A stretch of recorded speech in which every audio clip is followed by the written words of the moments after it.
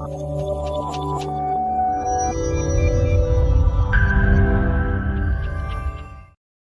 this is Dr. Akhil from Star Health Clinic, Banjarhills. మా క్లినిక్‌లో BP ఉన్న patients చాలా కామన్‌గా అడిగే క్వెషన్ ఏంటంటే, "సార్ బీపీ వచ్చాక జీవితాంతం టాబ్లెట్స్ వాడాలా? బీపీని డైట్ ద్వారా తగ్గించుకోవచ్చా?" అని చాలా కామన్‌గా అడుగుతుంటారండి. బీపీ వచ్చిన వాళ్ళు జీవితాంతం టాబ్లెట్స్ అనేవి వాడాల్సిన అవసరం లేదు. డైట్ ద్వారా తగ్గించుకోవచ్చు. అది ఎలాగో ఈ వీడియోలో డిస్కస్ చేద్దాం. అసలు ఫస్టు మీకు ఏ రకమైన బీపీ వచ్చిందో కనుక్కోండి. అంటే మెయిన్‌గా బీపీలో 2 టైప్స్ ఉంటాయి. Primary hypertension, secondary hypertension. Primary హైపర్‌టెన్షనే ఎసెన్షియల్ హైపర్‌టెన్షన్ అంటారు. Secondary hypertension. ఈ ప్రైమరీ హైపర్‌టెన్షన్ మెయిన్‌గా 90% ఆఫ్ బీపీ పేషెంట్స్‌లో వచ్చే హైపర్‌టెన్షనే ఈ ప్రైమరీ హైపర్‌టెన్షన్. దీనికి స్పెసిఫిక్ కాజ్ ఉండదండి. మెయిన్‌గా ఒబెసిటీ, ఫిజికల్ యాక్టివిటీ లేకపోవడం, సెడెంటరీ లైఫ్ స్టైలు, స్ట్రెస్సు, నిద్ర లేకపోవడం వీటి వల్ల ఈ ప్రైమరీ హైపర్‌టెన్షన్ అనేది వస్తది. సెకండరీ హైపర్‌టెన్షన్ అనేది ఓన్లీ 10% పీపుల్‌లోనే వస్తది. మెయిన్‌గా కిడ్నీ పేషెంట్స్‌లో వస్తదండి. వీళ్ళకి కిడ్నీ ఆర్టరీ బ్లాక్ అయినప్పుడు అంటే రీనల్ ఆర్టరీ స్టెనోసిస్ అన్నప్పుడు ఈ కిడ్నీ సరిగ్గా బ్లడ్ సర్క్యులేషన్ అందనప్పుడు బీపీ అనేది పెరిగే ఛాన్సెస్ ఉంటాయి. అలాగే కిడ్నీ పాడైనప్పుడు కూడా బీపీ పెరిగే ఛాన్సెస్ ఉంటాయి. అలాగే కొన్ని హార్మోనల్ ప్రాబ్లమ్స్ వల్ల అంటే బీపీ పైన 2 అడ్రినల్ గ్లాండ్స్ అని ఉంటాయి. వాటిలో ఏదైనా ట్యూమర్ డెవలప్ అయిన కషింగ్ సిండ్రోమ్ లాంటి జబ్బులొస్తాయన్నమాట. వీటి వల్ల ఏమవుతాయంటే స్ట్రెస్ హార్మోన్స్ అయిన కార్టిజాల్ లాంటివి బాగా పెరుగుతాయి. దీని ద్వారా బ్లడ్ వెసెల్స్ అనేవి కన్‌స్ట్రిక్ట్ అయ్యి బీపీ అనేది పెరుగుతది. సో, వాళ్ళకి ఫస్ట్ బీపీ దేనివల్ల వచ్చింది అనేది ఐడెంటిఫై చేసుకొని, దాన్ని కరెక్ట్ చేసుకుంటే ఈ సెకండరీ హైపర్‌టెన్షన్ అనేది చాలా తొందరగా తగ్గే ఛాన్సెస్ ఉంటాయి. Primary hypertension. ఈ ప్రైమరీ హైపర్‌టెన్షన్ మనం ఇందాక చెప్పుకున్నట్టు లైఫ్ స్టైల్ చేంజెస్ వల్ల వస్తుంటాయన్నమాట. సో, ఫస్ట్ వాళ్ళకి దేనివల్ల బీపీ వచ్చింది, ఆ ప్రాబ్లమ్‌ని సాల్వ్ చేసుకుంటే బీపీ అనేది చాలా తొందరగా తగ్గే అవకాశాలుంటాయి. సో, ఈ ప్రైమరీ హైపర్‌టెన్షన్ వచ్చినోళ్ళు బీపీ టాబ్లెట్స్ అనేవి ఒకేసారి ఆపకుండా స్లోగా వాళ్ళ డైట్‌లో కొన్ని చేంజెస్ చేసుకుంటూ, వాళ్ళకి ఉన్న ప్రాబ్లమ్స్‌ని రెక్టిఫై చేసుకుంటూ ఉంటే, ఈ బీపీ టాబ్లెట్ అనేది స్లోగా తగ్గించుకుంటూ లాస్ట్ కంప్లీట్‌గా తీసేయొచ్చనమాట. మెయిన్‌గా ఇవి ఎక్కువగా ఒబెసిటీ పీపుల్‌లో బాగా వస్తదనమాట. ఈ రకమైన ప్రైమరీ హైపర్‌టెన్షన్. మెయిన్‌గా వెయిట్ ఎక్కువైనప్పుడు గాని, పొట్ట చుట్టూ ఫ్యాట్ చేరినప్పుడు ఏమవుతదంటే, ఆ ఫ్యాట్‌కి ఎక్కువ బ్లడ్ సర్క్యులేషన్ ప్లస్ న్యూట్రియంట్స్ కావాలి కాబట్టి, హార్ట్ మీద, బ్లడ్ వెసెల్స్ మీద ప్రెషర్ ఏర్పడతది. దీనివల్ల ఏమవుతదంటే, బ్లడ్ వెసెల్స్ అనేవి నారో అయ్యే ఛాన్సెస్ ఉంటాయి. అంటే కుంచుకుపోయే ఛాన్సెస్ ఉంటాయి. దీనివల్ల బీపీ అనేది పెరుగుతది. ఎప్పుడైతే వీళ్ళు ఒక 10-15 కేజీస్ అనేవి వెయిట్ అనేది రెడ్యూస్ అయితే హార్ట్ మీద, బ్లడ్ వెసెల్స్ మీద స్ట్రెయిన్ తగ్గుతది. బీపీ అనేది తగ్గే ఛాన్సెస్ ఎక్కువగా ఉంటాయి. అలాగే షుగర్ ఉన్న పేషెంట్స్‌లో కూడా బీపీ ఎక్కువ వచ్చే ఛాన్సెస్ ఉంటాయి. ఈ షుగర్ ఉన్న పేషెంట్స్‌లో ఏమవుతాయంటే వాళ్ళ యొక్క బ్లడ్ వెసెల్స్ యొక్క రక్తనాళాల్లో పొర ఏదైతే ఉందో అది డ్యామేజ్ అవుతది. మెటబాలిజం సరిగ్గా లేక. సో, ఈ రక్తనాళ పొర డ్యామేజ్ అవ్వడం వల్ల బ్లడ్ వెసెల్స్ యొక్క ఎలాస్టిసిటీ కోల్పోతారు. దీని ద్వారా బీపీ అనేది పెరిగే ఛాన్సెస్ ఎక్కువగా ఉంటాయి. షుగర్ వల్ల కిడ్నీస్ అనేవి డ్యామేజ్ అవుతాయి. మెయిన్‌గా ఫస్ట్ బీపీ వల్ల కిడ్నీస్ బాగా ఎక్కువ డ్యామేజ్ అవుతాయి. ఆ తర్వాత షుగర్ వల్ల కామన్‌గా కిడ్నీస్ అనేవి డ్యామేజ్ అవ్వడం చూస్తుంటాం. సో, ఈ కిడ్నీస్ డ్యామేజ్ అవ్వడం వల్ల బ్లడ్‌లో సోడియం లెవెల్స్ అనేవి బాగా పెరిగిపోతాయి. దీంట్లో ఎక్కువ నీరు బాడీలో నిల్వ ఉండిపోతది. దీని ద్వారా బీపీ పెరిగే ఛాన్సెస్ ఎక్కువగా ఉంటాయి. అలాగే సరిగ్గా నిద్ర లేకపోవడం వల్ల కూడా బీపీ వచ్చే ఛాన్సెస్ ఉంటాయి. ఈ నిద్ర లేకపోవడం వల్ల బాడీలో స్ట్రెస్ అనేది పెరిగిపోతది. ఈ స్ట్రెస్ అనేది పెరగడం వల్ల కొన్ని స్ట్రెస్ హార్మోన్స్ ఎక్కువ రిలీజ్ అవుతాయి. అంటే కార్టిజాల్, అడ్రినల్ అలాంటి హార్మోన్స్ ఎక్కువ రిలీజ్ అవుతాయి. ఇవి ఏం చేస్తాయంటే బ్లడ్ వెసెల్స్‌ని చాలా నారో అంటే గుంజుకుపోయేటట్టు చేస్తాయన్నమాట.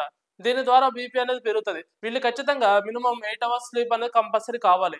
దీని ద్వారా వాళ్ళ బీపీ అనేది తగ్గించుకునే ఛాన్సెస్ ఉంటాయి. అలాగే స్ట్రెస్ ఏదైనా ఉన్నా కూడా ఆ స్ట్రెస్‌ని తగ్గించుకోవడానికి మెడిటేషన్ గాని, యోగా గాని, వాకింగ్ లాంటివి చేసుకుంటే ఆ స్ట్రెస్ అనేది తగ్గే ఛాన్సెస్ చాలా ఎక్కువగా ఉంటాయి. వీళ్ళు ఉప్పును కూడా బాగా తక్కువ తీసుకోవడం మంచిదండి. ఎందుకంటే ఉప్పు ఎక్కువ వేసుకోవడం వల్ల బాడీలో సోడియం లెవెల్స్ అనేవి పెరిగిపోయి, పొటాషియం లెవెల్స్ అనేవి తగ్గిపోతాయి. దీని ద్వారా వాటర్ అనేది ఫ్రీగా బయటికెళ్ళకుండా ఒంట్లోనే ఎక్కువ చేరుతది. దీని ద్వారా బీపీ పెరిగే ఛాన్సెస్ ఉంటాయి. మెయిన్‌గా ఇలాంటి మన బయట ప్రాసెస్ ఫుడ్స్ లేదంటే ప్రిజర్వ్ ఫుడ్స్ అంటే పికిల్స్ గానీ, చిప్స్ గానీ, ఫ్రైడ్ ఫుడ్స్ గానీ అలాంటివి అవాయిడ్ చేయడం మంచిది. వీటిలో ఎక్కువగా నిల్వ ఉండటానికి ఉప్పనేది ఎక్కువ వాడతారు. దీని ద్వారా బీపీ అనేది బాగా పెరుగుతది. అలాగే ఆల్కహాల్ స్మోకింగ్ స్టాప్ చేయడం కూడా మంచిది. ఎందుకంటే ఆల్కహాల్ తాగడం వల్ల స్ట్రెస్ హార్మోన్స్ అనేవి బాగా పెరుగుతాయి. స్మోకింగ్ వల్ల ఏమవుతాయంటే బ్లడ్ వెసెల్స్ రక్తనాళం యొక్క పొర అనేది డ్యామేజ్ అవుతది. దీనివల్ల బీపీ అనేది పెరిగే ఛాన్సెస్ ఎక్కువగా ఉంటాయి. అలాగే ఫ్యామిలీ హిస్టరీలో ఎవరికైనా మదర్ కానీ, ఫాదర్ కానీ, బ్రదర్ కానీ ఎవరికైనా బీపీ ఉంటే మీకు ఈ ప్రాబ్లమ్స్ అంటే ఓ ఎక్కువ వెయిట్ ఉన్నా, లేకపోతే స్ట్రెస్ ఎక్కువున్నా, నిద్ర లేకపోయినా, ఆల్కహాల్ స్మోకింగ్ లాంటివి ఉంటే ఇలాంటివి నేను చెప్పినట్టు వెయిట్ తగ్గి, ఈ స్ట్రెస్ లెవెల్స్ తగ్గించుకుంటే మీకు బీపీ అనేది వచ్చే ఛాన్సెస్ ఉండవు.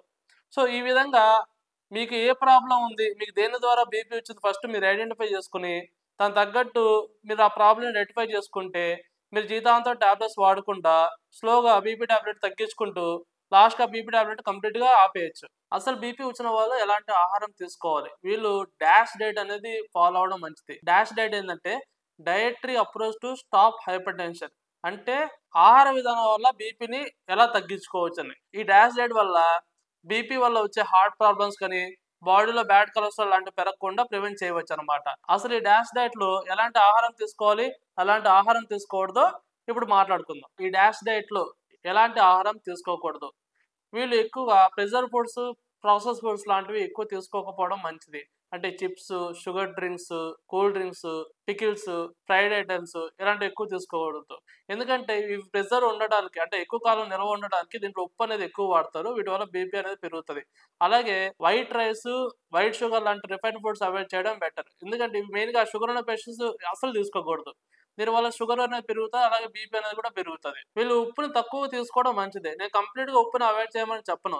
కానీ ఉప్పు ప్లేస్‌లో కొంచెం మిరియాల పొడి గాని, అల్లం గాని, వెల్లుల్లి గాని, నిమ్మరసం లాంటివన్నీ ఎక్కువ తీసుకోవడం వల్ల మీకు ఫుడ్ యొక్క ఫ్లేవర్ అనేది పెరిగి ఉప్పు తక్కువైన విషయం మీకు తెలియదు. అలాగే అల్లం, వెల్లుల్లి ఎక్కువ తీసుకోవడం వల్ల దాంట్లో ఉన్న అలిసిన్ అనే కాంపౌండ్ వల్ల బీపీ అనేది తొందరగా తగ్గే అవకాశాలు ఎక్కువగా ఉంటాయి. అలాగే ఆల్కహాల్, స్మోకింగ్ లాంటివి అవాయిడ్ చేయడం మంచిది. బీపీ ఉన్నవాళ్ళు ఎలాంటి ఆహారం తీసుకోవాలి?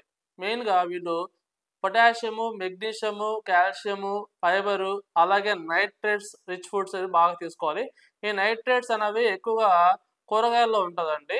దీనివల్ల ఏమవుద్ది నైట్రేట్స్ వల్ల ఏమవుతదంటే, ఈ నైట్రేట్స్ అనేవి మన బాడీలోకెళ్ళాక నైట్రిక్ ఆక్సైడ్‌గా మారుతది. ఈ నైట్రిక్ ఆక్సైడ్ అనేది మెయిన్‌గా మన బ్లడ్ వెసెల్స్‌ని బాగా డైలేట్ చేస్తది. అంటే ఉబ్బేటట్టు చేస్తది.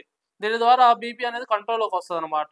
ఈ నైట్రేట్స్ అనేవి మెయిన్‌గా గార్లిక్ అంటే వెల్లుల్లి, బీట్రూట్‌లో అలాగే కొన్ని ఆకుకూరల్లో బాగా ఎక్కువ దొరుకుతదండి. మెయిన్‌గా పాలకూర, బచ్చల కూరలో బాగా ఎక్కువగుంటది. ఎవరికైతే కిడ్నీ ప్రాబ్లమ్స్ ఉన్నవారు ఈ పాలకూరని అవాయిడ్ చేయడం మంచిది. అలాగే ఇవి వాల్‌నట్స్, ఆల్మండ్స్ అంటే బాదం గింజల్లో బాగా ఎక్కువుంటాయండి. వీళ్ళు పొద్దున్నే 5, 5 గింజలు వాల్‌నట్స్, బాదం నానబెట్టుకొని తీసుకోవడం వల్ల బీపీ అనేది చాలా తొందరగా తగ్గే ఛాన్సెస్ ఎక్కువగా ఉంటాయి. అలాగే వీళ్ళు పొటాషియం రిచ్ ఫుడ్స్ అయిన క్యారెట్, అవకాడో, బనానా, యాపిల్ అలాగే సిట్రస్ ఫ్రూట్స్ అయిన ఆరెంజ్, లెమన్ లాంటివి బాగా తీసుకోవాలి. దీంట్లో ఫైబర్ కూడా ఎక్కువ ఉండడం వల్ల బీపీ అనేది చాలా తొందరగా తగ్గుతది.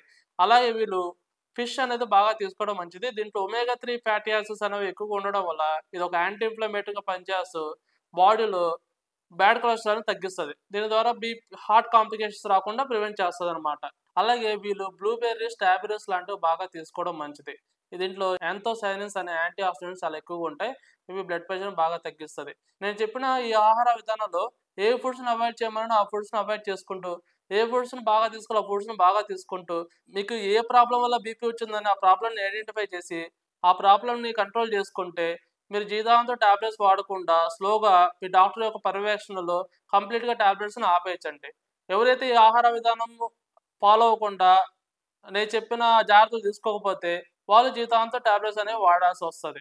ఇలాంటి ఆరోగ్య సలహాలకు మా సెల్ హెల్త్ క్లినిక్‌కొచ్చి మా దగ్గరున్న క్వాలిఫైడ్ డాక్టర్స్‌ని కలిసి మీకు ఎటువంటి సమస్య ఉందో వాళ్ళకి వివరించి మీకు ఎటువంటి డైట్ కావాలో ఆ డైట్ తీసుకొని మీకున్న ప్రాబ్లమ్స్‌ని తగ్గించుకోండి. Thank you.